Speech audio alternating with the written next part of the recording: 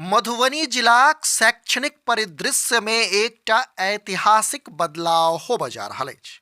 अब बदलाव ई जे यह 1 अप्रैल अर्थात आगामी नव शैक्षणिक सत्र सँ मधुबनी आ झंझारपुरक प्रस्तावित केंद्रीय विद्यालय में विधिवत पढ़ाइक शुरुआत होबय जा रहल अछि। जी, अपने बिल्कुल सही सुनि रहल छी।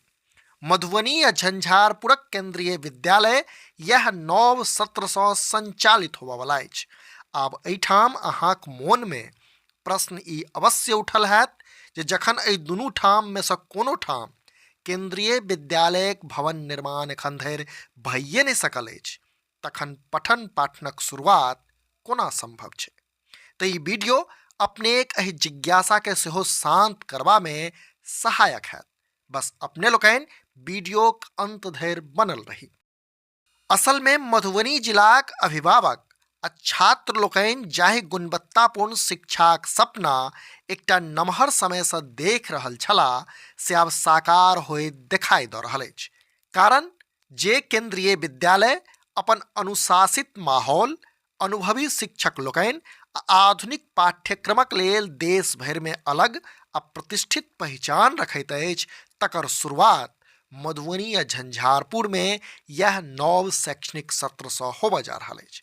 अब विभिन्न मीडिया रिपोर्टक अनुसार जे खबर निकल कर सोझा आयल अछि, तकरा अनुसारे एहि दुनू ठाम प्राथमिक चरण में कक्षा 1 से कक्षा 5 धरिक पढ़ाई शुरू कयल जायत, जाहि लेल मधुबनीक वाटसन स्कूल आ झंझारपुरक केजरीवाल स्कूल के चिन्हित कयल गेल अछि। एकरा जो कनिक और व्याख्या के कहल जाए तो ई कहल जा सकैया जे जाधरि झंझारपुर आ मधुबनी में केंद्रीय विद्यालय के अपन भवन नहीं बनैत अछि, ताधरि मधुबनी केंद्रीय विद्यालयक संचालन वाटसन स्कूल में आ झंझारपुरक केंद्रीय विद्यालयक संचालन केजरीवाल स्कूल में कयल जायत। इस संबंध में मीडिया कर्मी के विस्तृत जानकारी दैत जिला शिक्षा पदाधिकारी अक्षय कुमार पांडे जनौलनि जे जिला अंतर्गत स्वीकृत 2टा केंद्रीय विद्यालयक अस्थायी रूप से संचालन लेल चिन्हित दुनू विद्यालय में निर्माण कार्य से संबंधित प्राक्कलन उपलब्ध कराओल जेबाक मांग कयल गेल अछि। ओ आगू कहलनि जे केंद्रीय विद्यालय कक्षा 1 से 5 धरिक पढ़ाई यह शैक्षणिक वर्ष से शुरू कयल जायत, जाहि लेल नामांकन प्रक्रिया केंद्रीय विद्यालय संगठन के निर्धारित नियम सभक अनुसार हैत। जनतब इहो जे दरभंगा केंद्रीय विद्यालय प्राचार्य ऋषि रमनक नेतृत्व में पीजीटी केमिस्ट्री विपिन कुमार राय एवं डीसी कार्यालय 3 सदस्यीय टीम बीतल दिन केजरीवाल हाई स्कूल परिसरक निरीक्षण सेहो केने छल आ निरीक्षणक क्रम में टीम नव भवन निर्माणक संभावना, उपलब्ध भूमि आ मूलभूत संरचना सभक जायजा लेने छल।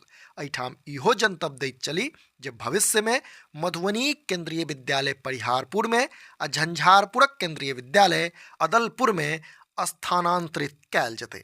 अहाँ लोकनि जनैत छी जे मधुबनी आ झंझारपुर में केंद्रीय विद्यालय खुलला से स्थानीय लोक खास कऽ मध्यम आ निम्न आय वर्गक परिवारक बच्चा के व्यापक लाभ भेटत।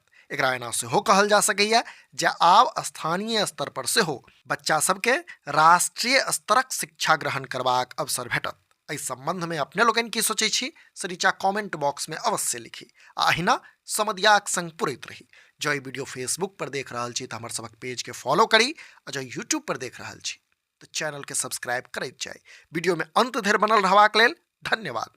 नमस्कार।